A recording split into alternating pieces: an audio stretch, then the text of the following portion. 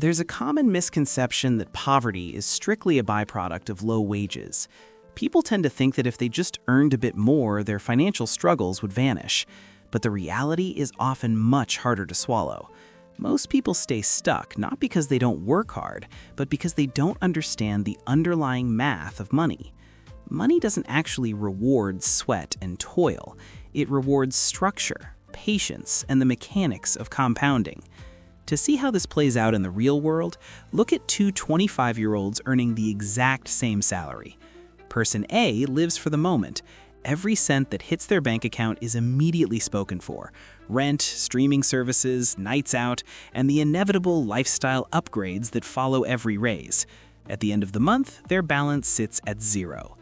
Person B, however, decides to live on 90% of what they make. They tuck away just 10%, nothing heroic, just a consistent slice of their paycheck. For the first year or two, you'd hardly notice a difference. They drive similar cars and live in similar neighborhoods. But after 5 years, the gap starts to widen. Person B has a solid emergency fund. Person A is one car breakdown away from credit card debt. By year 10, something almost magical happens. Person B's savings start growing faster than their actual salary. This is the compounding phase.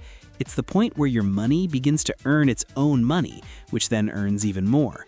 Most people never see this stage because they quit or spend long before the momentum kicks in. Then there's the silent wealth killer, inflation. Most people view a savings account as safe, but if inflation is sitting at 6% and your bank is paying you 0.01%, you aren't staying level. You're losing 6% of your purchasing power every single year. In the world of finance, doing nothing isn't a neutral move. It's a slow, invisible leak that makes you poorer over time. This leads us to the trap of lifestyle creep. As income rises, so do the expenses. A newer phone, a bigger house, a more expensive car. While their income looks impressive, their assets, things that actually put money into your pocket, like stocks, index funds, or real estate, remain at zero. They're stuck buying liabilities, which are things that take money out of your pocket. Wealthy people focus on building a portfolio of assets. Everyone else focuses on their monthly take-home pay. This isn't just a motivational pep talk, it's simple arithmetic. If your expenses grow at the same rate as your income, you'll never be free. This is exactly why you see high-earning doctors, lawyers, and even celebrities go broke. They have high income but zero systems. Their spending compounds faster than their investments. The ultimate goal isn't just to earn more, it's to build a system that works while you sleep.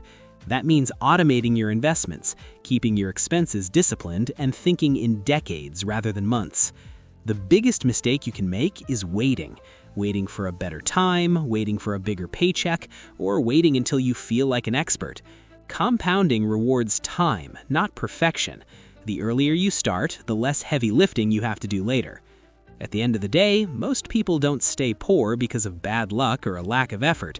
They stay poor because they never learned the math. Once you finally understand the numbers, you stop working for money and start making the money work for you.